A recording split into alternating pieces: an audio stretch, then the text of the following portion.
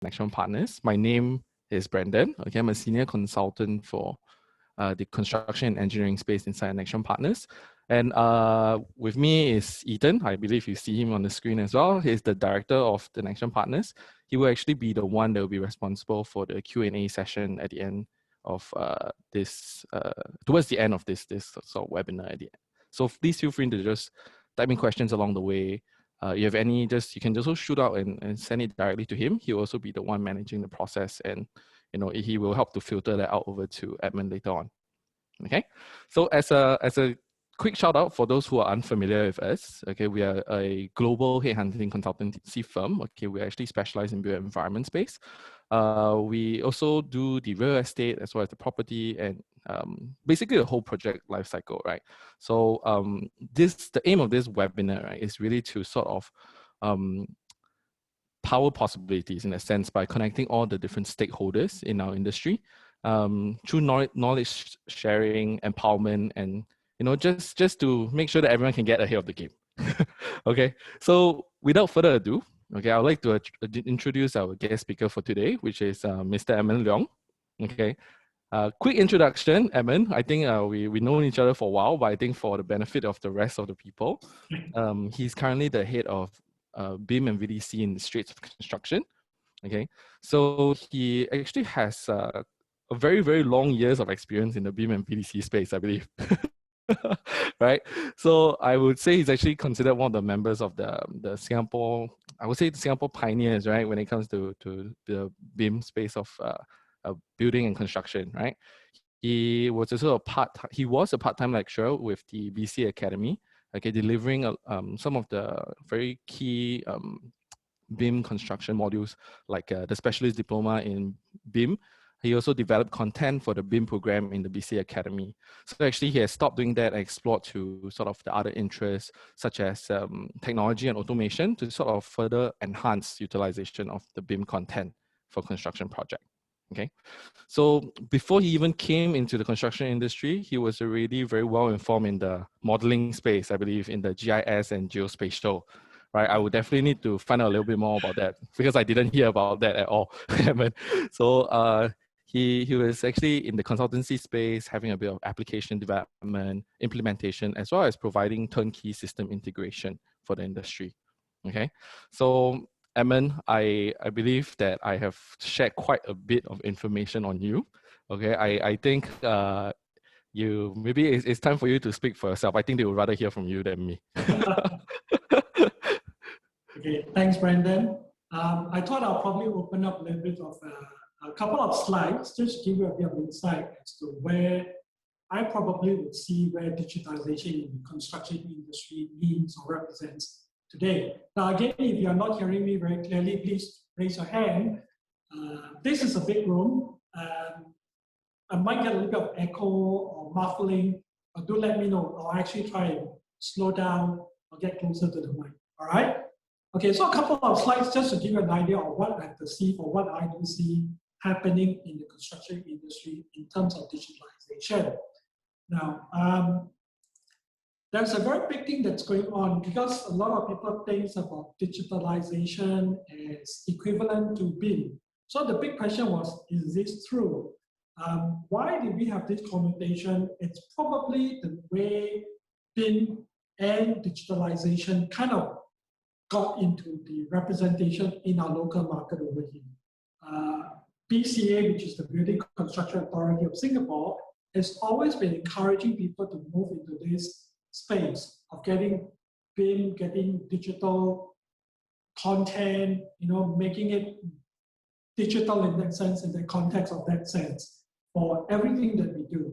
And because of that, there was always a very close association to say, hey, when we talk about digitization, we are talking about BIM. That notion is actually not true, okay? Now, that wasn't to blame BCA for this connotation. In fact, this kind of connotation goes way back into the 1970s, even 1960s or 1980s, that kind of thing. I'm not sure whether it's fortunate or not, but I was part of this journey that made it happen. That was in my early days of my career. And for those who've seen this diagram, you probably get very, I'm not sure. I get very nostalgic when I see these kind of pictures in there. What you see on the left is what we call, and we used to name this guy the Big Eye Monsters. It's like, that was an intergraph machine for those who are familiar with. And those are the days when you get huge digitizers on the table, you kind of overlay drawings on this kind of boards, and you kind of start drawing them over again. It's like you get these drawings and you translate it back into a digital form. And that was what this machine does. And this machine don't come cheap. So it becomes a very specialized skills that people call digitization, all right? And historically, it has moved from that and all the way to where we are today. If you look at where people started with drawing papers and pens, and you look at how the digital CAD came about in the 1980s, when AutoCAD became a very, very popular tool. And that kind of evolves all the way into the turn of the century, where people are now visualizing this in three-dimensional perspective, visual forms, and it kind of extends all to where we are today, and we say it's just beyond visual representation of what we do today. We want these kind of things to be representing content and information and stuff like that. So because of these historical patterns of how we started way back then until what we see today, we tend to have this connotation to say digitization, it's BIM. Again, I would like to stress that's not true. It's only one aspect of what we call digitization. So what else do we see in digitization? I look at it from many angles, in terms of processes, in terms of documents, in terms of communication. And what do we mean by this? Processes of how we automate, how we move content and information from one checkpoint to another checkpoint. How do we actually communicate? Like someone says, you need to perform this, or you need to rectify a problem that's on the ground. How do we register this kind of communication into a digital form? Or for that matter, when you receive a purchase order or you actually receive a delivery order, how does these documents become a digital form that can be part of the process or can be part of the communication that you are actually delivering for your projects? And all this are in relation to what we call digitization. So it's no longer just focusing on BIM and says, let's get some CAD drawings into a content-rich three-dimensional form. We are now talking about processes that you need to automate in its flow. We are talking about documents that actually comes from, delivery orders and stuff like that. And then how that actually gets embedded into the processes that influence the way you automate. We are also talking about verbal communication, translating that into an execution, into an instruction that we can actually capture and monitor the completion of an instruction. That, to me, I think are some representation of what we call digitization. It's not just about CAD, it's not just about BIM, it's about the entire thing, the entire processes, the entire deliverables, outcomes that you actually put together in any construction project, any big projects. That is actually digitization. So if we were to look at the trends of where all these things are going, and definitely we are talking a lot about technologies coming in to help us make this happen. This slide is not something I created out there. And things that you hear in the industries are what everybody's talking about in terms of using technology to help us with digitization. We're talking about drones, we're talking about laser scanners, we're talking about integrated BIM, and the list just goes on. Naturally, the use of technology is now no longer being seen as being detached from what we're doing.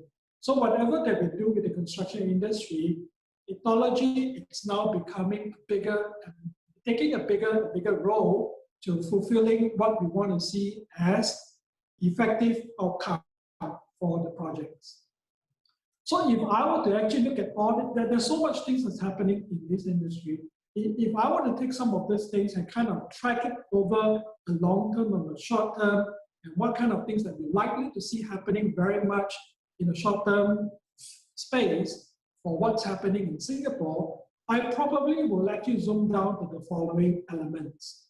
Content and analytics are something that I will probably see something that's happening very soon.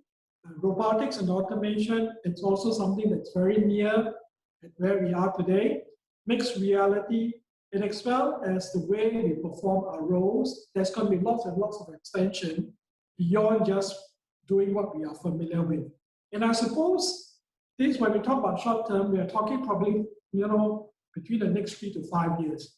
Anything beyond that, and because technology is moving in such a fast pace, you're likely to see a lot more things coming up in the longer term, which is almost hard to anticipate right now. So I would say, in our local context, in the short-term representation of this space, these are the kind of trends that you're probably going to see realizing it very much in our industry. And naturally, these are just my view. Anyone who adopts any of this thing, it's going to see major game changing in the way we do things. So it could be a mixture of some of these things. It could be just specific items, and you will see certain results benefiting from the projects that you guys are working on. Now, someone will probably say, hey, these things are probably very far-fetched and it's probably way longer than we think. In reality, it's actually closer than we thought. When we talk about content and analytics, these are some things that the construction industry are already utilizing.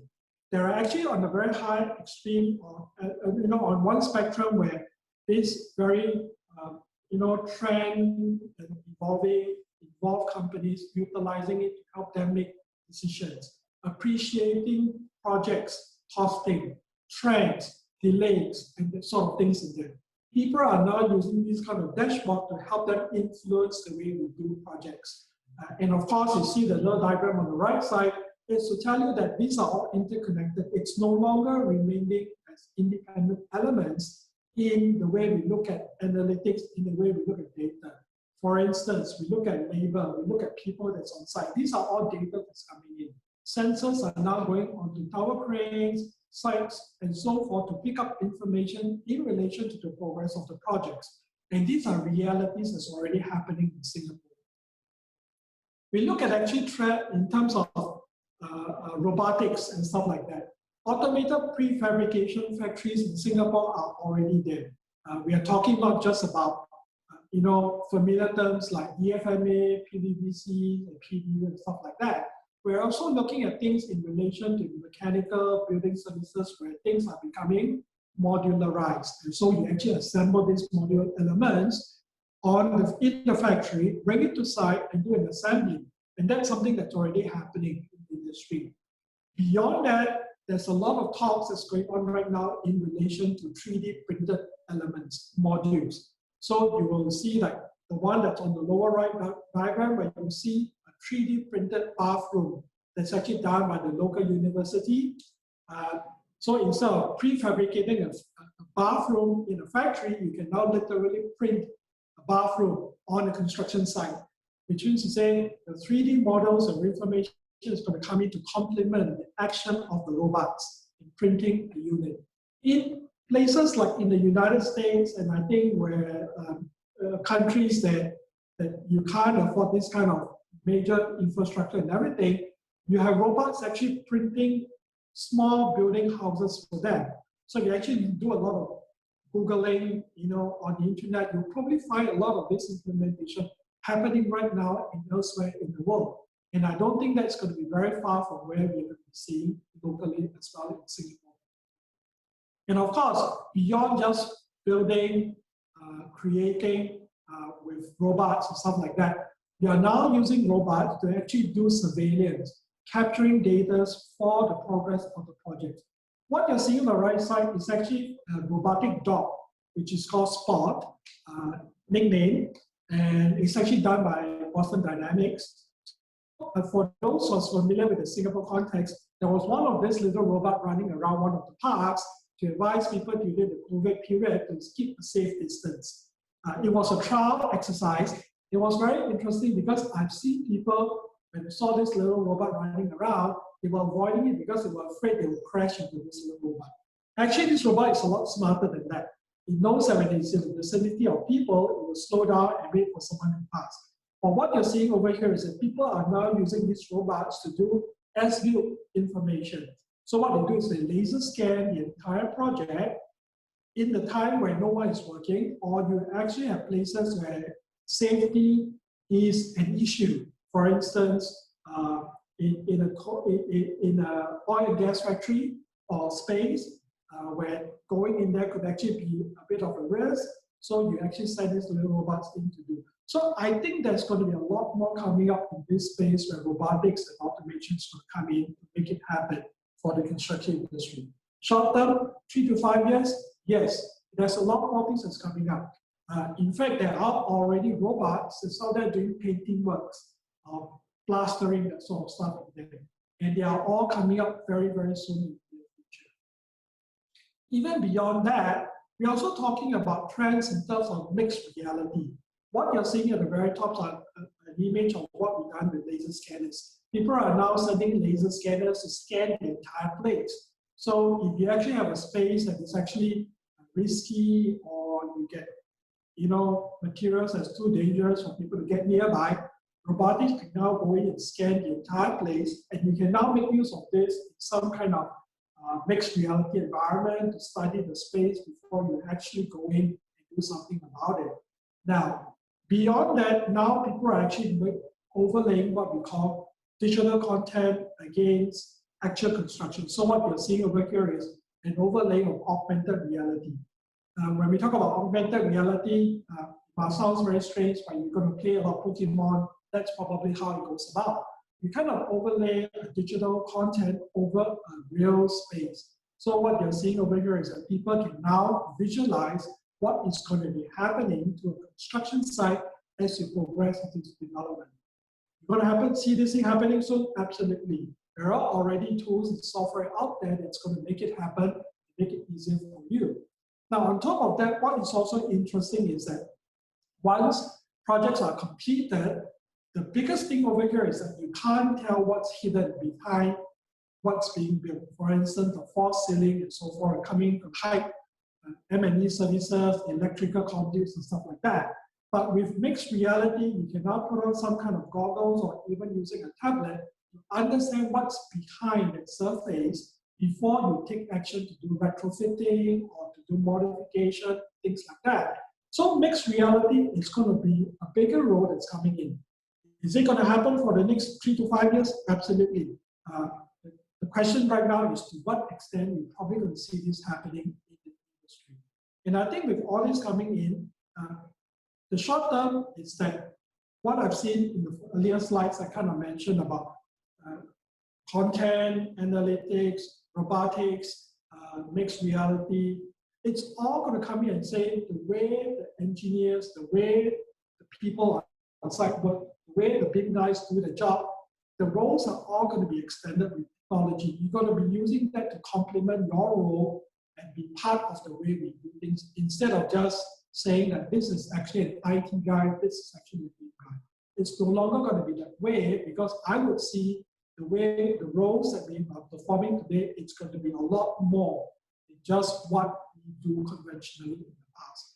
And when you actually absorb any of this thing into your workflow, likely you're going to see a major change in the way you deliver your projects. And that's just something that I kind of like to share with you from my views. And I'll hand it back to Brandon and Ethan for what we're going to be talking about subsequently. All right? Thank you so much, Edmund. Wow, that was a load of information. It was something new for me. I hope it was something that everyone else could take some learning as well. Definitely, thank you so much for sharing that. I think, Edmund, you raised up some very, very interesting points. Okay, before we even move on to the Q&A, I personally will have some questions, just to run it through you. Maybe also a little bit of information about yourself, so that at least our participants can understand a little bit about background, have a bit of context also, so that they can have a better application. Okay. Sure. I think one unique sort of pointer that you had, right, Edmund, was that actually you had the opportunity to sort of view the industry from different perspective. You were previously directly from BCA themselves. You also had you were working with them even after that, right? As a sort of adjunct Yes. lecturer, and getting a lot of insights. And I think personally, while you were with Straits, you also have a lot of connections with the developers themselves. So actually, I wanted to sort of understand from these different stakeholders in the business, in the construction industry, right? How is BIM seen as a tool, or how is digitalization seen as a whole? And I'm sure each of them have their own perspectives. Yeah. How, maybe you can elaborate a little bit more how it's different from them. Yeah. um, I think one of the things that's happening in Singapore is that we're very fortunate. The government is very proactively supporting different stakeholders to automate, to digitize. That's actually very fortunate. Looking at how they try to roadmap and move the industry towards digitalization, that's actually something that's really connected. Unfortunately, the industry over here actually has a little bit of lag. In my view, we are not able to catch up with the pace that the government has envisaged us to be. So we are a lot slower than where we could actually be. Partly, I suppose, different stakeholders actually have absorbed it in a slightly different way. When we actually started off with the consultants, the project that's in there, they were very driven by creativity, design, analytics, and stuff like that in relation to the concept of a project. I mean, that's the only way to win a project for them. So their focus is very much into the design works, how fast can you get it done, what kind of creative elements can you actually put in that. But the contractor space actually takes a little slightly different way. The design are very much fixed, and you have to find a way to deliver the project in the most effective way, the most efficient way. And of course, there are certain things that's always unforeseen, and when that happens, you need to react to the changes, and the time for you to react is always an element that will affect the timeline in completing the project. So I think we all have a slightly different way of looking at it. And of course, at the end, when the developer takes over the project, the question was, how do I maintain the project in the next couple of years? 10 years, 15 years, and sort of things. And that becomes very gray in that sense. So when BIM kind of evolves, it was a challenge. It's interesting because when I kind of got into the BIM industry, I was actually at the infancy of how it actually got kicked off very much in Singapore.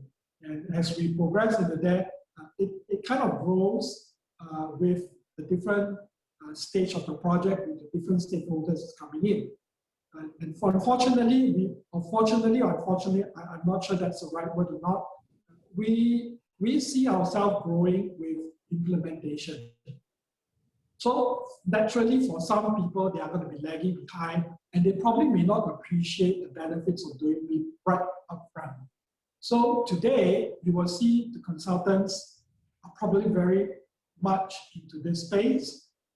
The contractors are probably the next people that's in there. The developers, they only started to kind of appreciate the value of it. And it's probably a journey that's going to take some time to fully got embraced by all different stakeholders in there. So because of different purpose or different objective by different stakeholders, we could not spread the use of BIM technology effectively over the entire life cycle. Right now, it's very focused in meeting each trade's, each discipline's purposes. But I think one day it's going to happen at a point where it's totally embraced by the entire stakeholders, then that's where the true value comes in. Right now, everybody is very focused on their own bottom line. What is the real focus on that? So that's how I see it happening at different stakeholders, at different journey, at different timeline, and sort of things in the industry. Understand. I mean, really, like you said, right? They all have their own different core values as well as different sort of stakeholders they must manage and protect as well. So I think you're right. Hopefully, we can reach that sort of interconnectedness that you were talking about, and we reach that sort of midpoint where everyone comes on board. It will take time, and it's definitely a journey that's not that you're not going to see happening overnight. It's probably going to take some time, and some people will do it a lot faster than others, but I suppose somewhere it has to begin, and we're probably on the journey right now. True. On that note, right, I mean, since we're talking about it, this is a question that pops up in every webinar nowadays, right? With respect to COVID-19, of course, I think we all know, right? We were from the construction industry. It was very heavily impacted in 2020. 2021 remains to be seen.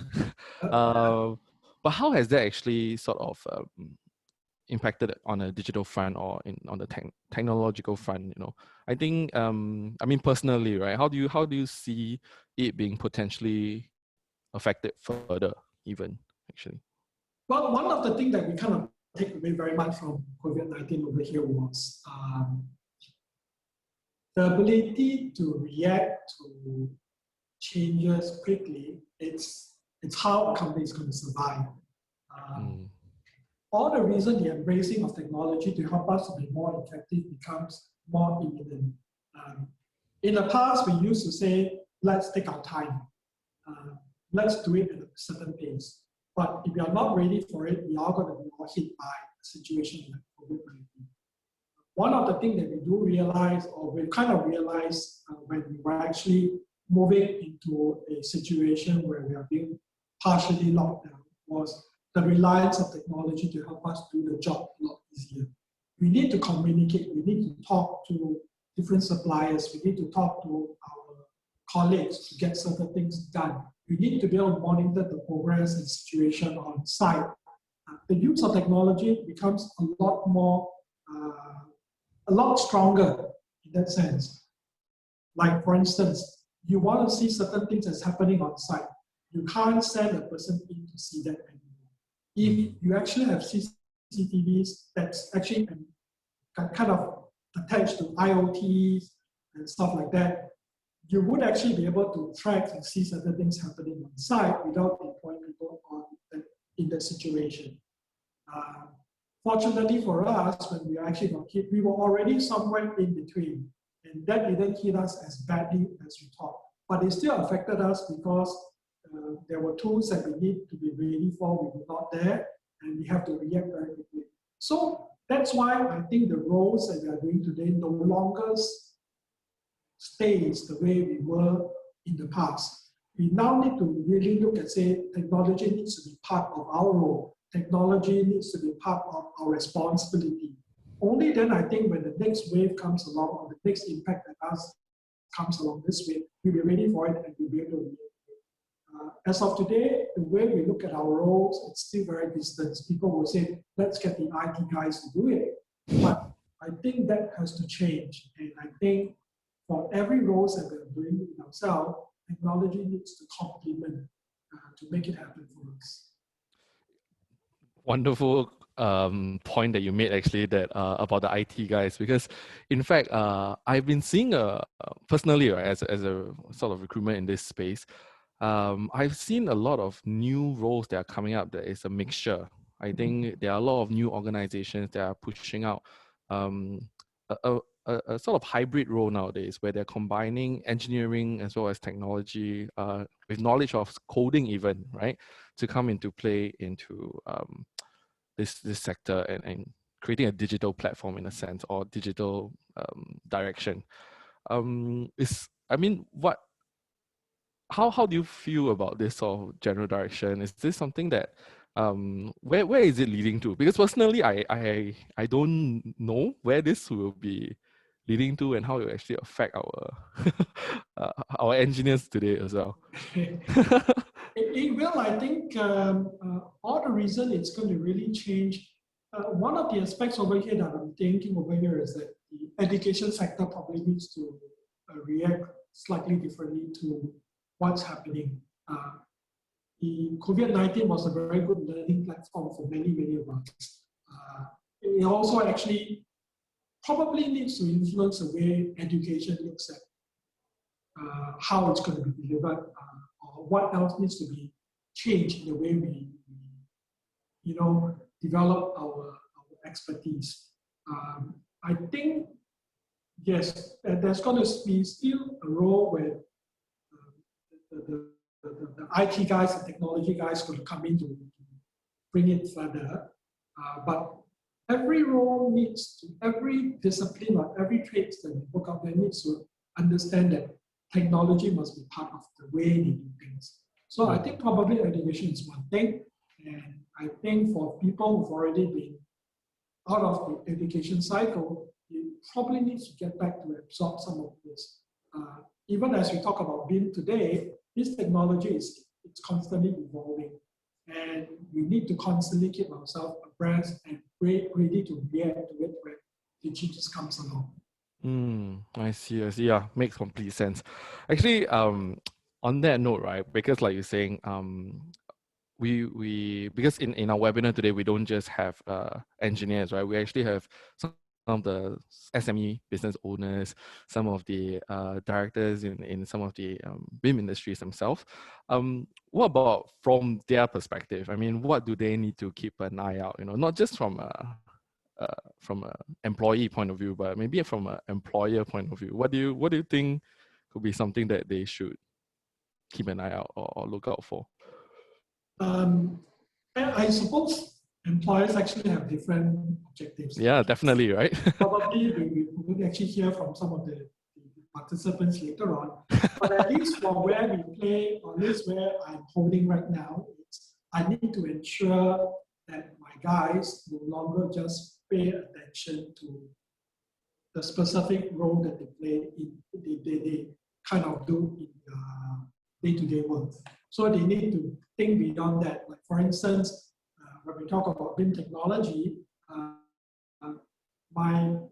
the pool of people that I have needs to be moved or transformed to the next era, meaning to say to meet the next challenges that's likely to come along. One of the things that the industry has been talking in the BIM space is this thing called computational BIM.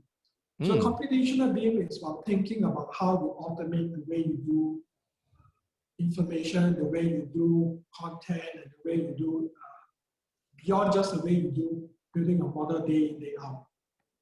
So it talks about software development, script writing, application development to automate your role so it becomes a lot more effective. And because of that, my pool of people are actually kind of encouraged to go into that space. And where possible, we will actually sponsor them for some training just to make sure they are ready for it. So I suppose there could be other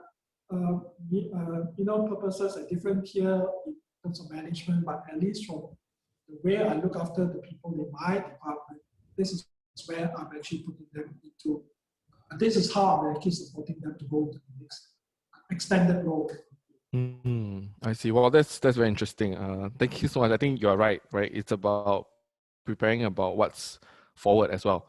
Computational BIM is something that I've heard. I think based on what I've heard from you guys in the industry, at least, Rhino is something that people have been utilizing as well. I think this is one of the softwares, if I'm not wrong. Yeah, it's just one aspect of things. I think there are many aspects. Some people are looking to even real hardcore kind of computational BIM. So you're really going to hardcore development to utilize information with new technology, embrace dashboard information, or you could actually be doing very much a script-based kind of development. Okay. Well, so Rhino is just one example. I see. I will definitely have a lot more to learn from you, Edmund. Okay. Coming back, right? We talked a bit about impacts, right? But what do you feel about opportunities for development that might come from investing in all this, upgrading or sort of putting into technology or digitalization of our industry? I mean, what are the potential upsides? What are the kind of potential future that we can see ourselves? Yeah, it's always a contention, because for every technology that we put in, it's money sinking. Yes. So I hear that a lot from my bosses as well. But I suppose we have to evaluate technology and kind of benchmark the outcomes that we're looking for at a very early stage of the project. And we work towards. So if you actually remember the slide, I kind of tell you like the different trend that I foresee happening in the industry. Realizing game-changing results from them doesn't necessarily mean you actually have to do a lot. A simple dashboard can actually help a company to be effective if you are getting the right information presented up there. And that may actually be a low-hanging fruit that someone wants to work on. Yes, it's going to cost you certain things. And I know, think about that little robot running around, that robot don't come cheap, right? But someone needs to equate that to ROI. And that is something that, you know, the management have to work closely with its pool of people that tend to actually work it out and present that as an early outcome to see whether it makes sense or it doesn't make sense. For some people, the size of a project may be in terms of, you know, a few $100 million. So he might actually say, for a few $100 million, I probably want to, you know, invest $500,000 of technology to see a return of $2 to $3 million. That could be one example of how we look at things. But there could be many dimensions of how we want to measure. But I guess for every investment that people want to put in, we probably need to set up what is the initial outcome that we want to achieve and work towards that. Instead of, you know, just grabbing anything on the table and let it move. BIM wasn't cheap. In fact, to get BIM into your journey of digitization, it's not cheap. But you need to find a way to realize that outcome in the most effective way.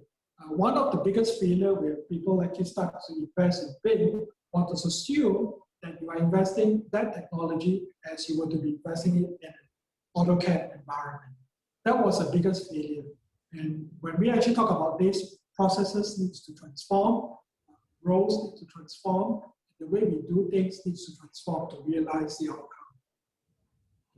Okay, thank you for sharing.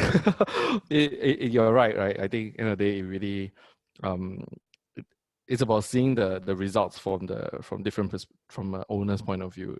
If they see that as a value, they would definitely put that kind of investment into it.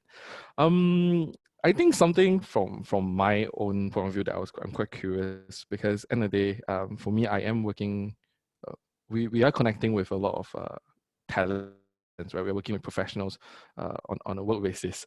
With all this digitalization, with all this sort of connection and technology, it comes to the age-old question: will technology replace the man itself? Will, you know, what will happen to the livelihood? I mean, what are your thoughts? Of course, it's a contentious question, I know, but I mean, just your personal opinions, lah. I mean, just wanted to share. And how, if not, then how can we grow alongside it? You know what I mean? Okay.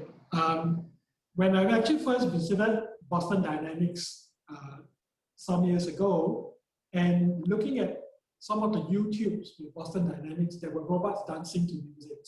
So the first thing I thought, would there be any, in future, would there be dancers being replaced? I kind of think about it that in the construction industry, I would say some of this automation and everything, it's not going to, at least for the next 10 years or so, it's probably not going to eliminate any role, but it's probably going to elevate the value of your role to a different dimension. For instance, you are not going to be painting the works. Let's say a robot were to do painting for you, you're probably going to get better value like that you're going to be doing more than just painting. In the past, you need a skilled laborer to actually go and paint.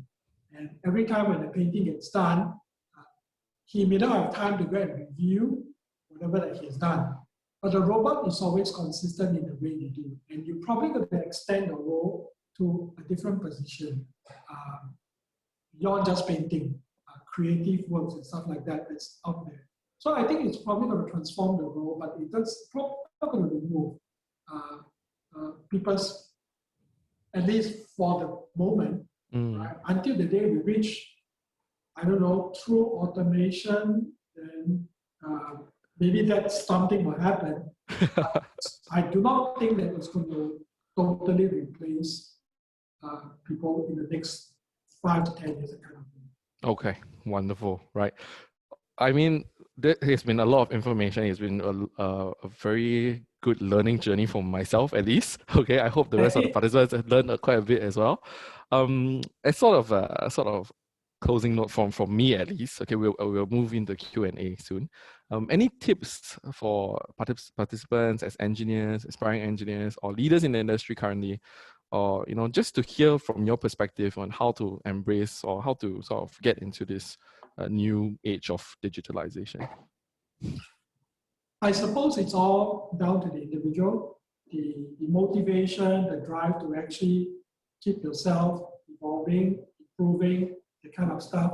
That's probably one of the elements that's going to make a difference in them. Maybe that's how it actually started with me from the day I started my career until where I am today. So keep yourself, find something that's going to be a driving element to actually evolve. It's not going to happen automatically. So the drive needs to come from you to actually make that. That's probably what I think it's the strongest element. Wonderful. Okay. On that note, I think we do have some questions from the participants. I will probably leave. I'll pass the mic over to Ethan so that he can sort of shoot you the questions, and good luck. Thank you so much, Edmund. Welcome. Yeah, thank you, Brandon and Edmund, for the very educational sharing so far. So we have plenty of questions coming in. We have a very engaging participants asking very tough questions. So Edmund, be prepared. Let me talk about the first question. So Kathleen from the floor actually shared this observation that she saw, right? So BIM definitely is a huge buzzword these days, and the government has been doing its part in pushing BIM in various public projects. Now, because of that, there were some companies that bring BIM specialists in just so as to fulfill the requirement, to win the project, rather than meaningfully change from within, right? What are your thoughts on how companies, what are your thoughts on moving BIM meaningfully in this kind of landscape today versus trying to just win projects? Yeah, okay. I hope that's not I suppose that's actually a user. I assume that would be a user, right? Now, when the journey with BIM, it's not a pretty straightforward thing. That's one of the biggest failures that most people thought in the past. When I first started off with PCA, I was actually at the early stage of where PCA was trying to roll out this technology into the industry. And one of the things that I've seen that caused a lot of failure was you literally buy the software and you just get the AutoCAD guys to do the job. All right? It's not going to work. One of the things that actually works very well for companies who actually manage to embrace it was they literally sit down and literally transform the way they do things. Right? They rethink the roles of each individual.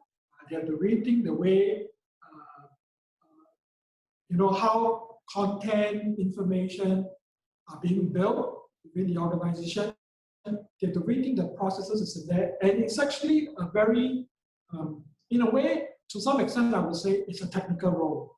All right? So when we first started off this whole journey into the construction industry, at least for my part, was it didn't start off by saying, let's just get the AutoCAD guy to do the job. All right? Let's sit down and understand what was the processes involved. And we went back to really change the way we do things. Okay? It's no longer just the way we did in the past. So what happens over here was, a very good example was a case study that I kind of came across, and I did it for myself. The company started off with a project with 20 people creating AutoCAD drawings in there. And that was the amount of people that they had. So the question was, if we're going to move to BIM, are we going to use 20 people to do the job? All right? So we now have to go back and say, let's look at how and what they do, what are the deliverables, what the outcomes they want to get into, and restructure the way we do things. So eventually, the company only ended up with 12 BIM people. But the roles have changed, the deliverables have changed, the way we do things have changed. okay? And that's how we see benefits coming in from the company we actually transform. I know it's easier said than done, but it's a journey that you probably have to go through, and it's not as simple as what we look at it. For every technology that we deploy, the way we do it may not necessarily be as simple and as straightforward. Some people engage consultants, some people engage their own people, so you hire a person to really answer to that outcome and to make it happen for them. Beyond that, we also have another challenge that's happening out in the industry. And because of it so being fragmented in the way we do BIM, people assume that someone declares in the resume that they are capable of doing BIM, and then you get hired immediately. I think that's one of also a big failure, because you are not getting the candidate to kind of prove the credential that's in them. One of the selections that we do right now in our company is that, of course, we do have a technical person who's accountable for all these kind of things. So what we do over here is that we actually qualify the person by getting him to prove his credential seriously and with reality before the person gets hired. So if the person kind of claims that he has done something in there, how do you actually question and justify or kind of authenticate or prove that you've actually done that kind of role? That's the thing that we actually go down to questioning and evaluating. So it's to answer the question in short, there's no direct answers. Someone needs to sit down and take on this technical role and really make them accountable for the outcome that the company wants to set. And you really need to study in details how to transform the roles of each individual, how to transform the processes that actually delivers the outcome. So that's the best, I guess, I could actually advise. And I think you put one learning from your sharing is that at the end of the day, the government is catalyzing the movement, right? Rather than through the push with the public project as a vehicle. And companies who are just trying to treat this as a band-aid, right? Bringing in talents to just win projects is not going to be a sustainable transformation. Yeah, it's not going to, yeah. Yeah. So in a very strange case, like I said, in Singapore, we are quite fortunate because the government are actually supporting you, guiding you in that sense, and it's very much driven to make it happen. I suppose there are many two angles if you look at it. Well, as in the United States or elsewhere in the world, it's never driven by the authorities. It's always driven by the developers who wants it to make it happen. So someone would actually say, we incentivize you for doing it better. That could actually be one answer. That's why there was a driving factor in elsewhere in the world. In Singapore, I suppose if we do not, and I can actually share the sentiment of where the government is looking at. If they do not put some legislation to push you into that space, we probably may not have been where we are today, or may not have actually expand or improve on certain productivity that we're looking at. If it doesn't work for you and you don't seem to realize the productivities that we're talking about, chances are we may not be doing the right way. And I'm not saying that it's across the board, but at least on our side, when we're actually looking at the way we do our job, if we are not seeing the results that we actually set out to do, then chances are we are not doing it right in ourselves. And we need to go back and figure out why it didn't turn out to be what we wanted it to be. And then we're going to make some changes in it. Fantastic. And that actually brings me to the next question. I mean, the government definitely has accelerated the movement of digitization, at the onset of COVID. And we also know that two biggest problems our Singapore industry, the built environment industry in Singapore is facing now today is the lack of migrant workers, as well as the repercussions from the project delays. We are very sure that these issues will be resolved at some point in time. However, with that, what does that mean? And what are some key learnings, that we should take from COVID and especially in relationship to digitization? Here's a question from Jimmy. Okay, that's actually not an easy answer. But I could actually say I can only address what is actually being delivered as outcome to support the team that's on site. I can't answer for the representation of migrant workers, short of it, and those sort of things. But here's a very good example of what we've been trying to do. There was always a demand for what we call mock-ups. Mock-ups is like you kind of do a simple representation of a micro-scale representation of what is going to be constructed. Someone comes and look at it, they like it, get someone to actually go and refix it and redo until to a level of satisfaction. This process of physical mock-up takes a lot of time, takes a lot of effort, and takes a lot of people. It kind of requires additional people to do the job. So what we've been trying to do with some of the projects that we've got is to go into what we call a digital mock-up. And so in the digital mock-up, you interrogate the models until you're satisfied with the results. Then we get someone to build it up to see and appreciate the finishes and sort of things that's in there. So if you think about it, do we get some value out of the digital mock-up? Absolutely, because I kind of sort out what I want to see in its right place, in its right dimension, in its right positioning, and that doesn't require additional resources to make it happen, or rather physical people to make it happen.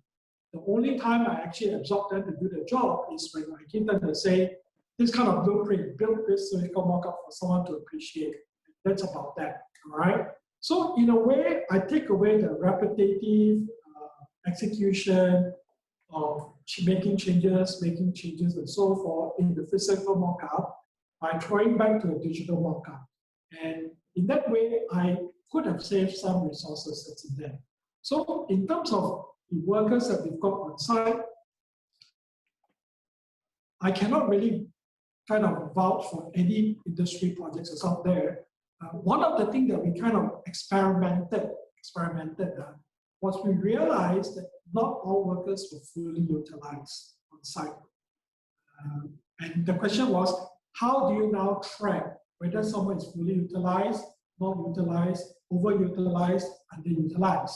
So that is another dimension of automation, IoTs, and stuff like that we're talking about. That's a totally different stories that we're trying it out. Like I said, we did a little experimentation. Is it really successful? We got some answers out of it. Can we implement it across the entire project? Maybe, okay? I wouldn't say no, but there are cases that someone needs to experiment with it to understand how we can maximize resources. That's actually from my view, but it may not be true for any other projects that's being delivered that's out there.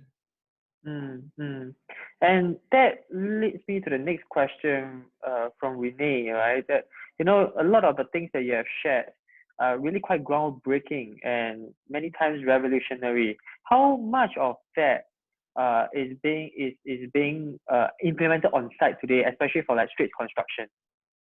Well, in fact, a bit of everything, actually. Yeah, so like I said, when we look at this thing, it's pretty much short term. We don't want to kind of go into a really long-term representation of what's going to happen. But everything that we kind of state out there is actually, I would say, within Straits construction at infancy stage. For instance, in terms of automation and robotics, we have a subsidiary that actually produces DFMAs, PBU, and stuff like that. Are we going to go into the journey of 3D printing? Maybe, but we are evaluating that. But definitely in terms of DFMA, we are already there. In terms of mixed reality, we have already been doing things like augmented laser scannings and stuff like that. We are actually, I would say, everything that we kind of put up there is actually in early stage of implementation. To the point that we've even put in automation with IoT devices in relation to CCTVs, in relation to capturing people's motion, and stuff like that. It's there. But have we implemented it full extent for all projects? I would say no. But they are all at its early stage at some point somewhere. Yeah, so it's reality, I would say. And to push that question further, right, when would Straits construction be expected to see the return of this investment? Yes. So usually what we do over here is that we don't do full, what we call full execution and deployment. at the very stage. So a lot of times, like I said, when we first decide to implement certain things or deploy certain technology that's in there, it needs to be, the outcome needs to be defined. And we need to put forward a kind of a proposal in that sense for management to say, this is something we can explore. And we're going to set up a pilot to try it out. If the results comes and meet the outcome that we kind of set up in the first place, then we go to the next level of implementation. That's how we kind of cushion the ROI in that sense. One of the earliest experimentation that we did was within the BIM model, could we actually identify openings in the project that would be of danger, that the safety guys needs to go in and say, let's make sure there are enough barricades around all these openings in the projects. We did experimentation of a project, and the outcome was pretty positive. So the question right now is, can we do it full scale? So we have the value, kind of size it up to say to do it with full project, how much it's going to cost, how much savings are we getting, how much safety are we going to eliminate in that sense, the kind of risk in the safety aspects of things. How much risk are we eliminating? Can we justifiable for the cost that we're spending? So if it does, then we go ahead with that. We were actually doing that until COVID kind of came in. We kind of stopped it for a while. So now, of course, with the new technology that's coming, we have to reevaluate the whole equation to see whether it makes sense to do or not. But that's what we always do. We kind of size it out into bite size, kind of define the outcome in the pilot scheme, and go ahead and perform it over a certain time before we actually go into full-scale implementation. Fantastic. And I believe it doesn't take one person to really make this successful. It takes a whole army, right? It takes a whole village. Yeah, and it starts from top. The top has to have that vision to really be able to bring that resources, all the way down, in the whole organization. So the management plays a part in being supportive.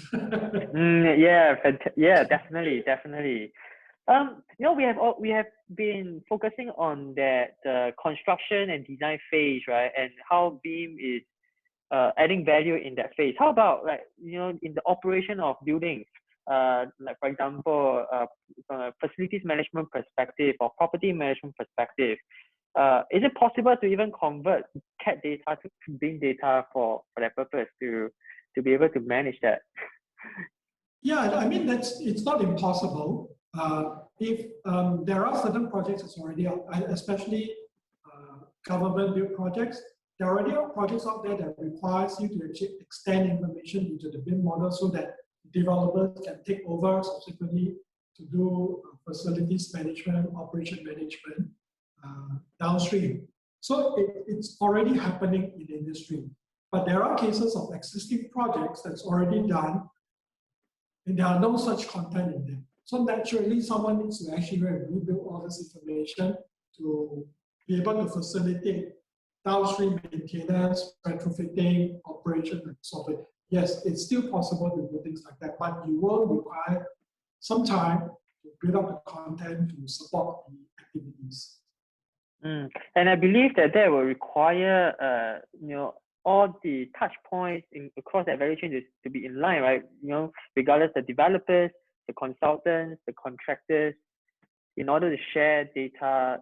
It's already back to the developer. The project has already completed, and there's no source for consultant and contractor.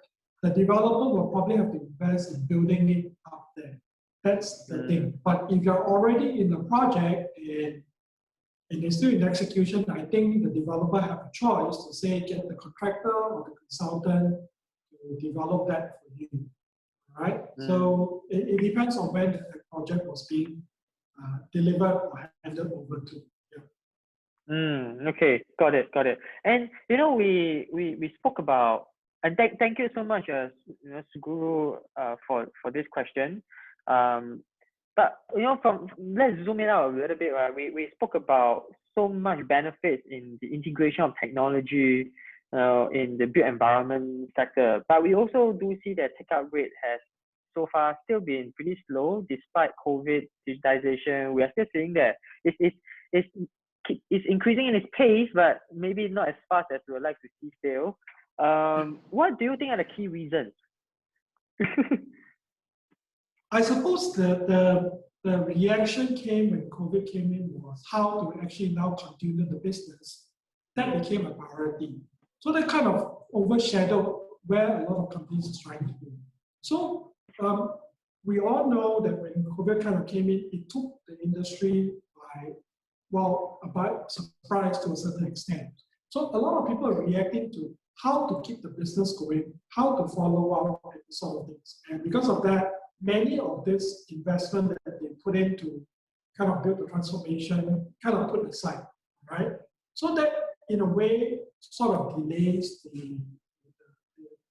the company's objective in the first place. It could have, all right? And because of that, I think it will take some time for the industry to come back and say, let's relook at back at this stage of how to do it. The ability to use technology to continue business became an overriding element that overshadowed everything that's happened. Even for us, it did the same thing, okay? But it wasn't as big as it thought it was to be. So during the time when we were locked down, we took the chance to go back and revisit some of the items that we overlooked and see how we can actually redo it better in a different way. So it wasn't wasted, but like I said, if someone was to task to look into BIM, deliverable, execution, the outcome for the company, that person needs to be accountable, think about how to continue this journey when things are ready. Okay. And do you think that the government or the private sector can do more in further catalyzing this movement? I definitely think there's always an angle to do it. All right, I always think that there's going to be. So it's hard to say for the private sector, but I'm pretty sure the government is still putting its effort to try and help the industry to move towards transformation, digitalization, and sort of things. I think they are still very supportive of that. So the question right now is back to the industry: are you ready to really move forward with that journey?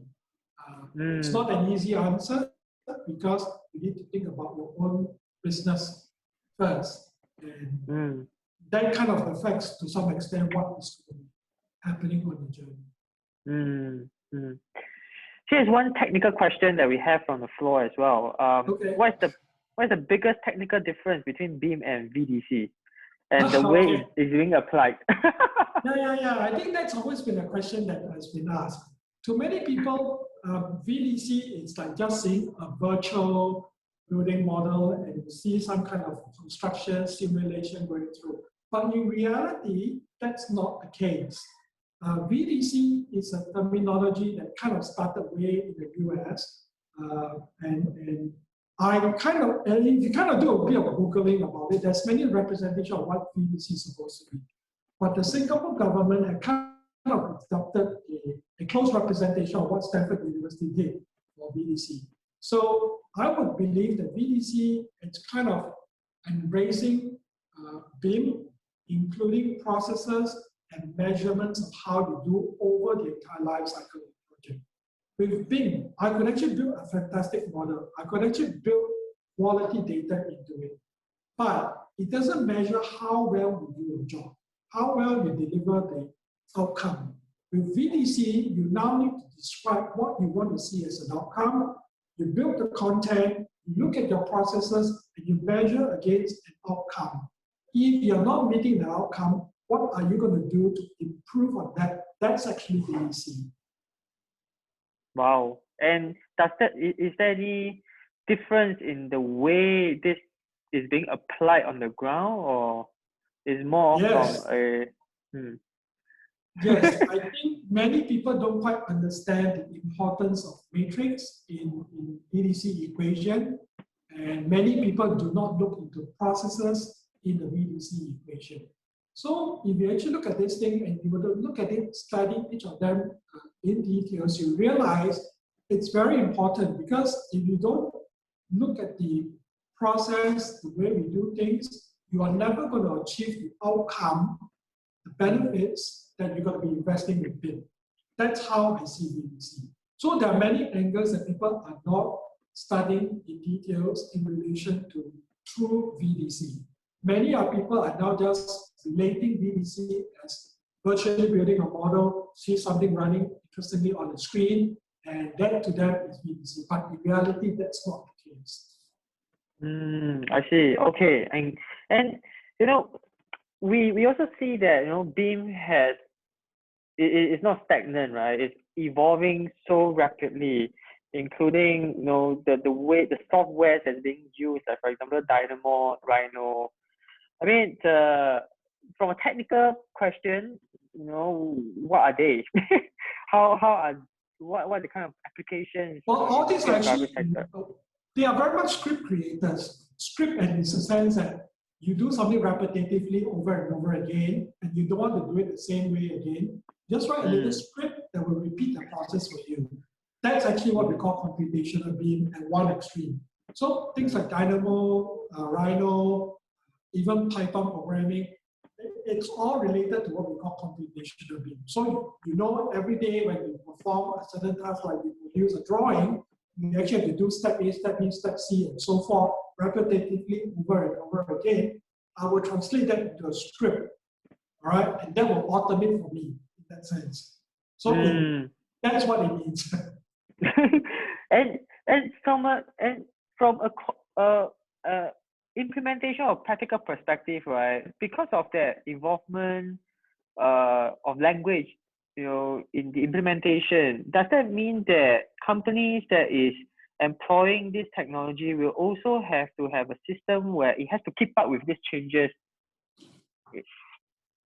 Unfortunately, it's inevitable.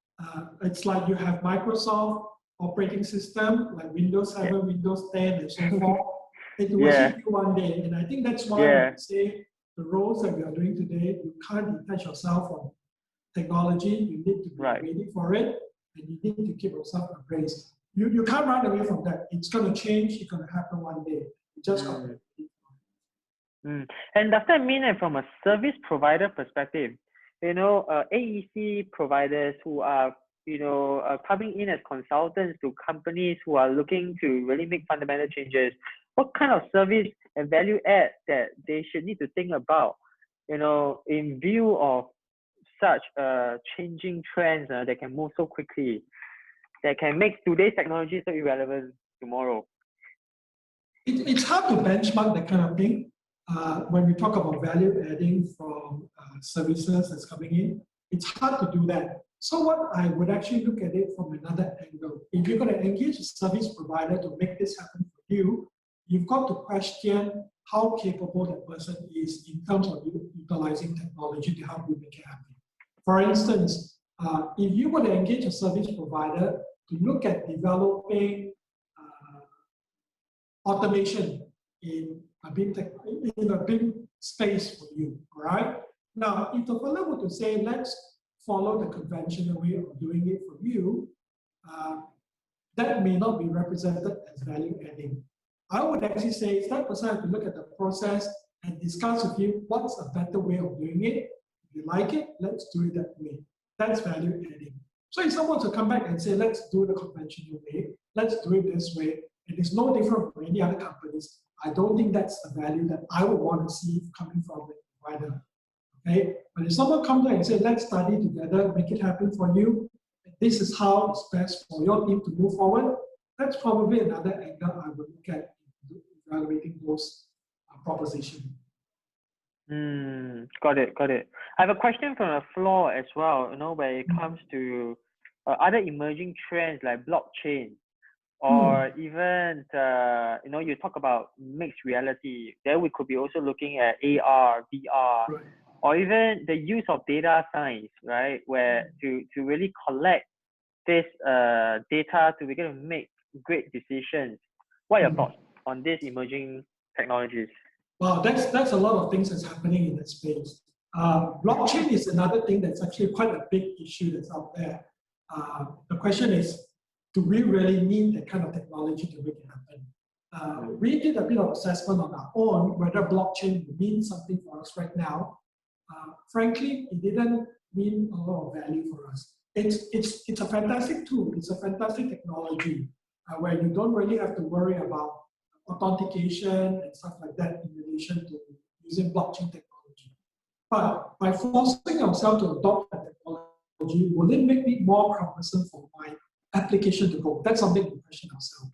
Right? So by itself, blockchain is a fantastic tool for other purposes. Some of the things, it may not make sense for what we want to do, and I don't think I will actually want to embrace it. Things like mixed reality, we also have to look at the space that we're working on. For a consultant, be able to demonstrate you being in the project virtually and appreciating that space, it means something important to the developer, to the owner of the project.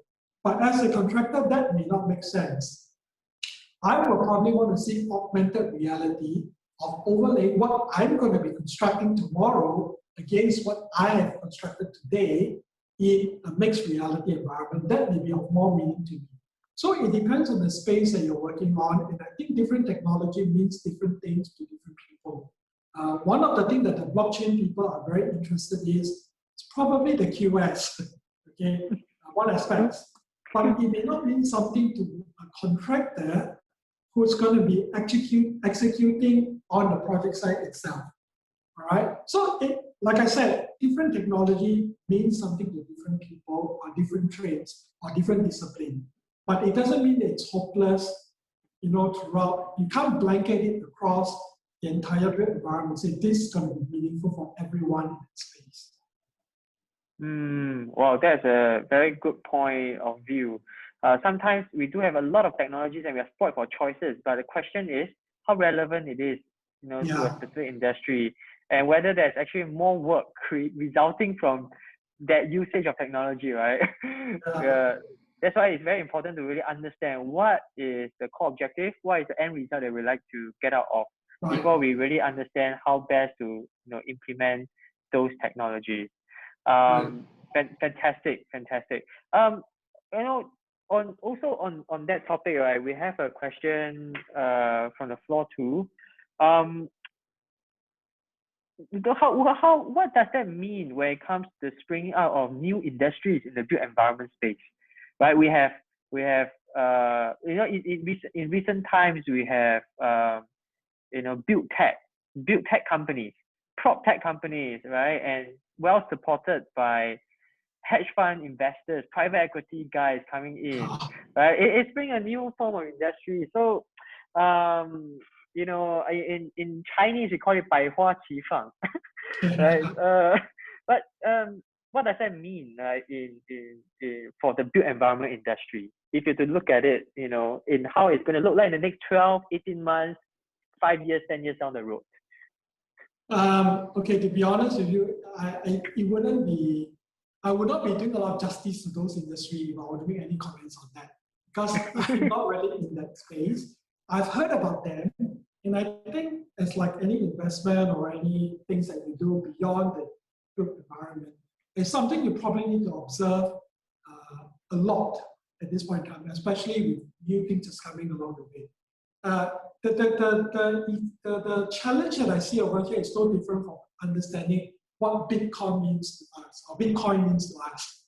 All right. So we just have to keep looking at it, study into it. But like I said, it's going to be very unfair of me to make any judgment in the area. So I would rather not comment on that. Okay, got it. And that was our last question. Do we have any questions? Any more questions from the floor? Okay, Brandon, do you have any further questions? I think Edmund has had a really hard time really with the questions so far. For the grilling. No, but I'm okay with that. Yeah. So in that case, right, if we have no further questions, thank you so much, everyone, for joining this webinar with us. And thank you so much, Edmund, for taking the time to prepare the slides and coming out with the materials to be able to give us your insights. This session is on record, therefore, we will also put this on our website and on our LinkedIn page. so that if our participants, you guys need some refreshment in terms of what Emma has shared, please feel free to visit our website at www.annexion-partners.com or visit our company LinkedIn page, right? The webinar will be up in a week's time. All right. In the meantime, you can still email Brandon or myself if you have any further questions that we can direct to Edmund. Otherwise, thank you so much for coming down to this session with us. Brandon, do you have any last words? I think nothing on my end. Thank you so much again, Edmund, for taking time out. I know you had a very busy week. I think a lot of people had everything. So like I told you before, really appreciate you taking time to sort of share all these insights, like what Ethan said. Okay. Okay, no problem. Yeah, right. I think. Thanks again, guys. Thank you so Bye. much. Thank you, Edmund. Thank you. And Take thank care. you, all dear participants, for the engaging session that you have given, right? Thank you so much. And we will be hosting our next webinar in June, and it will be about environmental sustainability and how that will impact the built environment sector. So stay tuned. All right, thanks, guys. Thank you. All right, okay, bye. Bye.